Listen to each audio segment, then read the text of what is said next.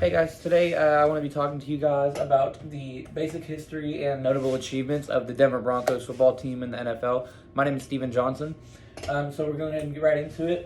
First, I want to talk about the basic history of the Broncos. So they were founded on August 14th, 1959 as part of the American Football League. Before there was just the NFL, there was actually the AFL and the NFL. These were two separate entities. And the Broncos were part of the AFL. So they joined the NFL as part of the AFL and NFL merger in 1970. When they merged, they now become part of a conference called the AFC, and they play in the AFC West currently. Now, they were owned by Pat Bowlen, which was the longtime owner of the Denver Broncos before he passed away in 2019. He had a long battle and history of Alzheimer's, and the last few years before he actually passed away, he gave away ownership of the team to a board of trustees that he trusted to make decisions on his behalf because he believed he wasn't capable anymore during this battle with Alzheimer's. So he technically owned the team until 2019 whenever he passed away, and after he passed away, the trustee board currently owns them and took over control of all business operations regarding the franchise. The franchise, the Denver Broncos, is actually one of the most successful franchises in the NFL. They have won 8 AFC championships, 3 Super Bowls in 97, 98, and 2015. They're 15-time division champions. They've won their division 15 times out of the 4 total teams that play in their division. And they have 8 primary players inducted into the National Football League Hall of Fame. 9 if you count Peyton Manning. So some of the notable names of the franchise that actually are considered like their primary players that were with them for either all of or the majority of their careers. First, of course, we have John Elway, which is probably the most famous. He was the main Denver Broncos quarterback that actually brought them to a competitive standpoint. He's number 7. He's a 2-time Super Bowl champion. He is inducted into the Hall of Fame, and he's also inducted into the Broncos' personal Ring of Fame celebration. John Elway, like I said, one of the greatest quarterbacks to play the game, widely regarded as one of the best, brought the Broncos to a competitive standpoint and was really able to take the team to the next level. Played with them for many, many years, all of his career, and took us to 5 Super Bowls, able to win 2 of them, and really set himself apart from the rest of the competition. Next, we have Terrell Davis. Terrell Davis was our running back during the John Elway era. It was kind of a 1-2 punch with them. He was number 30, also a 2-time Super Bowl champion because he played with John Elway. His nickname was TD, which stood for Terrell Davis, or a lot of people called him TD because he was touchdown efficient. TD, touchdown man. He's also inducted into the Hall of Fame and the Broncos' personal Ring of Fame as well. Another notable name that actually didn't win a Super Bowl with us, but was still widely regarded as one of the best players was Rod Smith. He was a wide receiver, number 80. He actually went undrafted. Nobody drafted him, but he was so good that he made a name for himself even without going drafted, and actually was the first career wide receiver to surpass 10,000 yards. And he's actually also inducted into the Hall of Fame and the Broncos' personal Ring of Fame as well.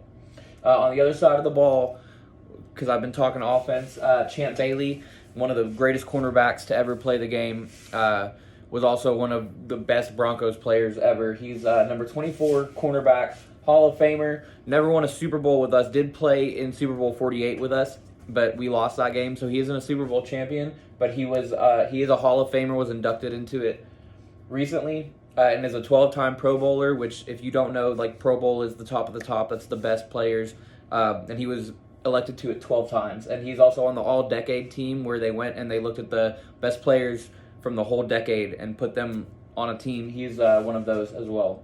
So obviously one of the bigger names recently that we have is Peyton Manning. Played with the Colts before us, came over, ended up winning a Super Bowl with us, number 18, our Super Bowl champion. He is a future Hall of Famer, first ballot, locked in, and considered one of the greatest of all time as far as at his position.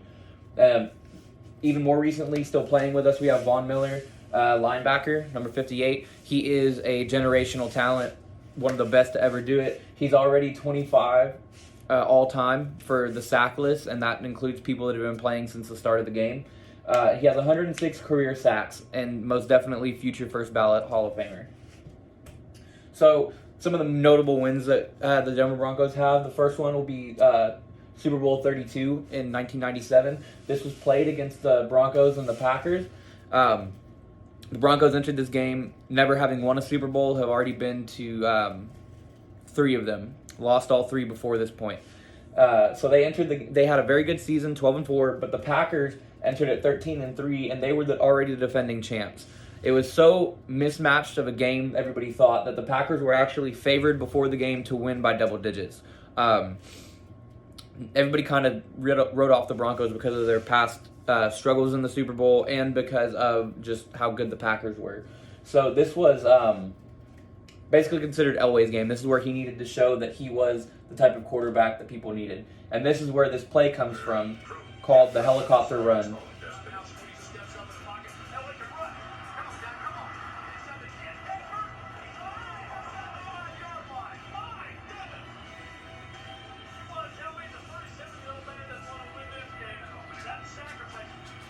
And so at this point in time, it was basically considered that. Sorry about that. Oh my goodness. So at this point in time, after that play, it was basically considered that like the Broncos were going to win this game. That was like the turning point where it showed that these Broncos players were different. They really wanted to win this game, and it was going to be different from their previous defeats. So that's like a key moment, key highlight play in Broncos history. The Broncos did end up winning the game 31-24. Terrell Davis, TD, had a record-breaking Super Bowl, 3 rushing touchdowns. Elway finally wins his first Super Bowl. He reaches that peak that quarterbacks always strive for, and Terrell Davis was named MVP of the game for his outstanding performance. Now, after this, we go back to Super Bowl... Ooh, wrong one. So, the next year, Super Bowl 33, the Broncos get back to the Super Bowl again, back-to-back. It's the Denver Broncos versus the Atlanta Falcons. We enter the game as the defending champions, having won just last year. Everybody remembers how that went. The Atlanta Falcons are coming off of a very good season. They went 14-2, only lost 2 games that season, but it is their first Super Bowl appearance. In this game, Elway becomes the first quarterback ever to start in 5 Super Bowls himself. This is basically considered Elway's last ride. Everybody believed that he was going to retire after the last Super Bowl. When he finally won, he comes back for one more. Everybody knows this is the last game, so he has to go all out. The Broncos end up winning handily, actually, 34-19. Elway gets to, ride off into his sunset on a high note, winning, and retires after the game. And the Broncos are now one of 7 franchises in NFL history to win back-to-back Super Bowls. Only 6 other franchises have ever done that. Elway is named Super Bowl MVP for his performance and basically just goes out on an all-out high note. Now, the Broncos, after this, don't get back to the Super Bowl again until 2013. But they lose that game very badly, 43-8. So we kind of skip past that one, and their next Super Bowl that they get to is again in 2015. So this one is the Denver Broncos versus the Carolina Panthers. This is with Peyton Manning, who had health concerns. He wasn't looking like the same player he was, so the majority of the year the Broncos actually had to rely a lot on their defense to be able to win games. Now, on the opposite side of this, Cam Newton and the Carolina Panthers are coming off of a 15-1 season. Their offense is incredible. Everybody's talking about how explosive it is, how nobody can stop their offense. And so this game kind of seems eerily similar to Super Bowl 32, to wherever the Broncos are kind of looked at as underdogs. Nobody believes that they can stop the offense, whether it be the Packers in 32 or the Panthers this time in Super Bowl 50.